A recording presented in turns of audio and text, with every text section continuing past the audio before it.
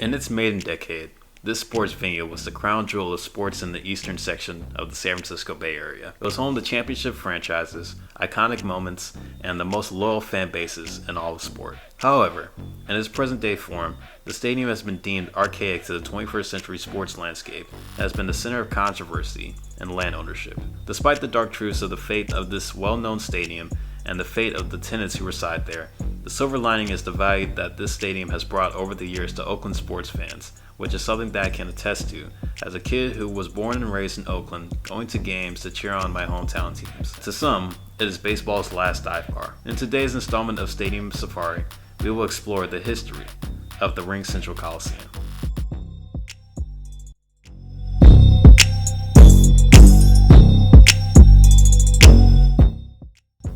RingCentral Coliseum was built on the side of Nimitz Freeway in Oakland, California, and opened in 1966 with a capacity that varies from 46,847 to 63,132. The tenants from the current major sporting leagues to have played there are the Oakland Raiders, now Las Vegas Raiders, Oakland Athletics, and the San Jose Earthquakes, and has also been the site for occasional Monster Energy Supercross events. The construction cost was $25.5 million, which is $214.8 million to today's standards. 10 to 20 years before opening, Oakland city officials proposed a plan to build a sports venue accessible by freeway and public transportation to compete with the growing sports market in neighboring San Francisco. In 1958, the San Francisco Giants moved from New York to West Coast to stay in proximity to longtime rivals, the Los Angeles Dodgers, who moved from Brooklyn that same year. Since the San Francisco Bay Area began to become a growing market for the maritime industry in the 1960s, an influx of people began to move west for jobs in said industry. For those that couldn't afford the glitz and glamour of SF, the affordable option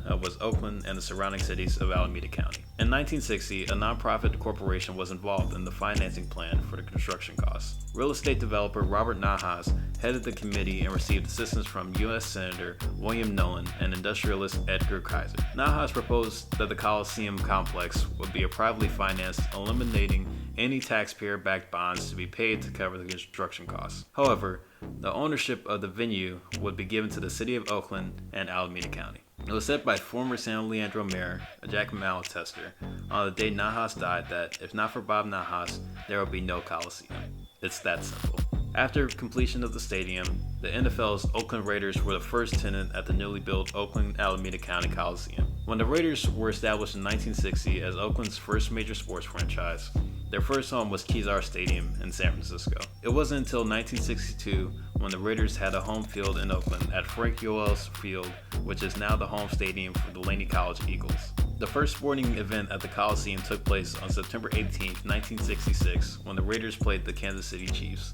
The attendance for the inaugural sporting event at the venue was 50,746. Oakland ended up losing to Kansas City 32-10 and was runner-up to them in the AFL West Division with an 8-5-1 record by the season's end. As the Raiders began a new era in Oakland, there were talks of the MLB and NBA market to make a move in the West Coast. Oakland was a city in conversation with American League president Joe Cronin. It was in 1965 when rumors swirled about a baseball franchise packing their bags and moving to Oaktown. Charles Finley, team owner of the Kansas City Athletics, was unhappy with his baseball team being in the Kansas City sports scene. The team had consecutive losing seasons, ticket sales were low, and the confines of former Kansas City Municipal Stadium were not up to code compared to other American League stadiums at the time. When word got out about the American League looking to expand into the Oakland market, Finley jumped on the opportunity to move the A's west. In 1968, the A's became the second tenant to be housed in the Oakland Alameda County Coliseum, making it a multi-purpose sports facility hosting both American football and baseball. Their first home game took place on April 17, 1968 against the Baltimore Orioles in a 4-1 loss. One of the noticeable flaws in the baseball configuration for the Coliseum was the foul territory, which the stadium has been notoriously known for. Oakland turning into a three-sport market, including the housing of the Golden State Warriors in the Oakland Arena next door, was the beginning of memorable moments to take place at the sporting complex of the East Bay. During the 1970s and 80s, Oakland was the city of champions as the A's won 4 World Series titles as tenants in 1972, 73, 74, and 89, while the Raiders won 2 Super Bowls as Coliseum tenants in 1976 and 1980. During this time frame, the A's and the Raiders produced consecutive winning seasons in front of the Oakland faithful. In the Charles Finley era, he was known for his marketing gimmicks to bring in fans. The A's became well known for the green and gold uniform tops with their white cleats and handlebar mustaches, which made the A's stand out from other teams around the MLB. The team's mascot was also a mule named Charlie O. A's teams of the 1970s and 1980s also fielded future Hall of Famers like Reggie Jackson, Raleigh Fingers, Catfish Hunter, Dennis Eckersley, and Rickey Henderson. However, the team's success on the field didn't correlate with the success in ticket sales. From 1968 to 1980, the average home attendance for the A's was 77,000, with the highest attendance year peaking at 1,075,518 in 1975. Anger and bitterness grew in Finley as he put the team up for sale in 1980 due to low attendance numbers and many of his conflicts with the players, coaches, and broadcasters who had the feeling that they were going to get fired on the first day on the job. The team was sold to Levi Strauss & Company president Walter A. Haas Jr. for $12.7 million, which is $42 million to today's standards. That's right, the company that sells jeans. The Haas family would own the team until 1995. On the silver and black side of the Coliseum halls, the Raiders were building a reputation as the most infamous franchise in NFL history. The team's style of play in the 1970s and 1980s was a nod to the mentality of their owner, the late Al Davis. Davis's career was built around stepping on the toes of the NFL brass as he shied away from conforming to the gentleman-like nature of other NFL ownership groups. However, the product on the field never grew stale for Raider fans around Oakland and the country at the time. All-time Raiders during the early Al Davis era consisted of Ken Stabler, Jack Tatum, Dave Casper, Fred Biletnikoff, Gene Upshaw, and Ted Hendricks. Davis was known for signing players that became the faces of fear for other teams around the NFL, but his only desire was to build a winning squad no matter how much his team was hated. All the reason why Al Davis lived up to his motto, just win baby. However, Davis struggled to win the respect of the Coliseum Supers. In the mid-1970s, Al Davis had a 10% stake in the ownership of the team, but was persistent in gaining more control of the franchise from his partners Wayne Valley and Ed McGrath.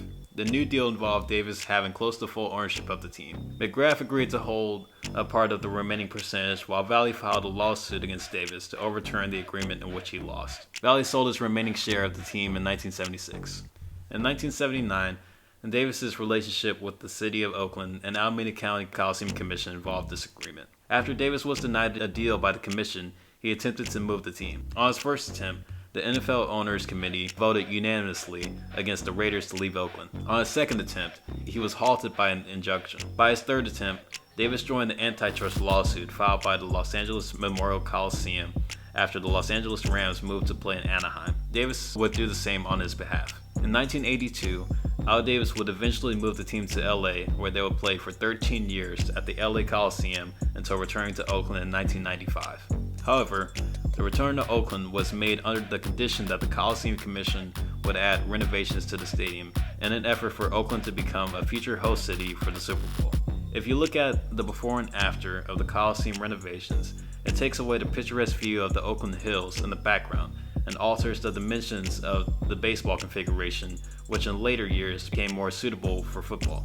The new luxury boxes placed in the backdrop would be officially named Mount Davis. It is never known if the Haas family had a say on the redevelopment plans, but that would eventually remain a mystery, as the Haas family sold the A's to real estate developers Steve Schott and Ken Hoffman that same year. You would think the renovations would add more pizzazz to the stadium, but the effects of the stadium's internal features became dire. As years have gone by since the renovation, the stadium became archaic to modern sports fans. The Oakland Coliseum has ranked either last or second to last in the rankings for MLB and NFL stadiums in recent years. This can also be a reason why sponsorship rights for the stadium have not been consistent throughout the years. Although the decline of the stadium value can be accredited to the stadium not adapting to the times. The Coliseum was built in an era where cookie-cutter, multi-purpose stadiums were all the rage to architecture firms. They believed in having stadiums that families could drive to, high capacity levels, and shared residency among tenants. Even with the renovation, the Coliseum is far removed from its glory days and has shown signs of being on its last breath. Occurrences of minor power outages, plumbing issues, and seat decay have caused people to question the Coliseum's future, let alone the future of the tenants who play there. Some Oakland A's fans have embraced the nostalgia that the Coliseum has offered, but care more about the success of the team more than the stadium. Al Davis's hopes of turning the Coliseum into a Super Bowl site would never come to fruition from his own eyes, as he died in the fall of 2011, leaving his share of the team to his son Mark Davis as inheritance. Davis would eventually move the team to Las Vegas in 2020 at the newly built Allegiant Stadium due to conflicts with the city of Oakland and Alameda County over internal differences and tax burdens that the team dealt with from the city. Before the move, the Coliseum was the last remaining multi-purpose sporting venue in America. The same goes with the Warriors as they left for San Francisco due to conflicts with the city of Oakland for similar reasons, but that's an episode for another time. Now, with the Athletics being the only remaining tenant of the now ring-central Coliseum, the question that needs to be asked is, where does the team go from here? To flash back to 2005, Steve Schott and Ken Hoffman sold the team to a real estate developer, Lou Wolf. At the time, Wolf was also co-owner of Major League Soccer's San Jose Earthquakes, who were temporary tenants at the Coliseum in 2008 and 2009. Despite the A's having 11 postseason appearances from 2000 to 2020, their performance in attendance has not performed well. In the same time frame, the A's had an average attendance of 1,790,172, with the season high being 2,216,596 in 2003. The year that they won the American League West. In other years during the time frame, the A's were the last or second to last place team in the American League as far as attendance is concerned. If we look at this year, attendance has been low at the Coliseum, in part due to COVID concerns. Even for the first home game without COVID restrictions, which was lifted on June 29th, the A's only had 4,739 fans in attendance for a game against the Texas Rangers. This was also around the time where the A's were the top contender in the American League West Division. Now, you would think that having a winning franchise and wealthy ownership would help upstart a campaign to give them the better digs, correct? Reasons why fans have been scarce could be the cause of ownership not doing right by the fans in Oakland. It wasn't Wolf's plan to keep the A's at the Coliseum or even keep the team in Oakland at all. In 2009, there were speculations of the A's moving to Fremont, a suburban city a few minutes south of Oakland and the Coliseum complex. However, those plans fell through as the city of Fremont and Wolf could not agree due to backlash from residents in Fremont who expressed concerns over traffic and a decrease in property value for those who live close to the proposed stadium site. In the span from 2009 to 2015, Wolf also attempted to move the team to San Jose in the heart of Silicon Valley. However, Wolf could not agree to move the team there because of conflicts with territory rights that the Giants have in Santa Clara County, most in part due to the Giants' Low A West affiliate, San Jose Giants, already being based in the area. Wolf did not attempt to present a proposal to MLB Commissioner Bud Selig to go through with the San Jose plan. However, Selig did not approve of the San Jose plan, even after the proposal was co-signed by then San Jose Mayor Chuck Reed and 75 Silicon Valley CEOs. The proposal was then sent off to the U.S. Supreme Court, but was rejected in 2015. In 2016, Wolf would sell his share to part owner John Fisher, making Fisher have full ownership. Since Fisher became full owner of the A's, he has made efforts to build a new ballpark for the team in Oakland. The plan that has been discussed is building the stadium in the Howard Terminal area of the Port of Oakland. Renderings have been made since 2018 for the A's to break ground on the Howard Terminal property. Fisher's plan to build a new stadium involved allowing the property to be privately funded, in addition to building affordable housing around the stadium and also adding environmental, educational, and commercial properties around the area. Oakland's Mayor Libby Schaaf has been the center of controversy in trying to approve the deal for the stadium to be built along with the Port of Oakland, who owns the land that the A's are planning to break ground on at the moment. The Howard Terminal section at the Port of Oakland has been operated as a vacant lot for longshoremen for training port truck drivers. The renderings have already been approved by government officials for the A's to break ground on the property for it to be built. It is all up to the city of Oakland to say yes to the deal. As for the Coliseum property, the plan is to turn it into a public park and a possible campus for a company to be named. There have been rising conflicts between both the team and the city of Oakland for the Howard Terminal ballpark to become a reality. In an article by Ballpark Digest, it states, while the A's have proposed a $12 billion development at the downtown waterfront Howard Terminal, a point of contention between the city and A's ownership has been payment for infrastructure upgraded needed for the city to accommodate the increased traffic, whether it be upgraded freeway access, revamped rail crossings, and pedestrian walkways. The Athletics have proposed a tax district outside the development area, including the nearby Jack London Square, but that district was rejected by the city in the latest term sheet presented to the team. In a surprise, however, the city did agree to come up with $350 million to cover the cost of these upgrades, taking the team off the hook.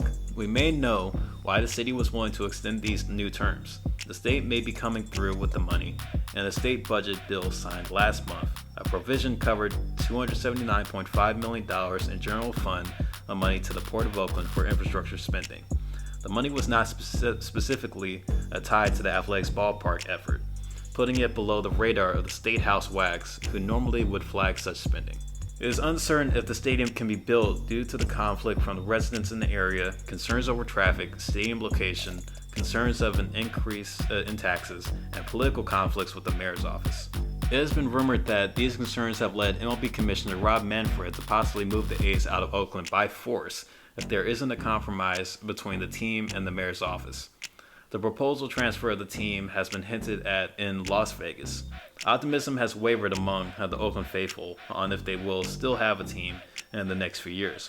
Overall, the RingCentral Coliseum has been a place where sports fans in Oakland have conjoined together to witness great moments and share experiences that have been passed down for decades. Unfortunately, Oakland sports fans have witnessed the toxic relationships that have been taking place between city and county officials and team owners throughout the years. If you look at the current state of Oakland as a city, it can't afford to lose another team. The A's living with college jobs to be taken away and the lack of revenue the city can generate through tourism and sports and entertainment. On the other hand, a good case scenario for the Oakland ballpark to be built is an increase in jobs, reputability of stadium prestige across professional sports, and turning Oakland to a tourism hotspot for sports fans, which can result in an ongoing issue that the Coliseum has dealt with since its first opened: ticket sales. The Oakland ballpark was planned to be built by 2023.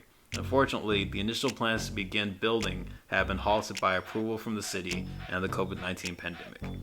Only time will tell if the once a home of champions can be preserved for the future of sports in Oakland, or if a new chapter begins within the city limits for the last remaining sports tenant in the East Bay.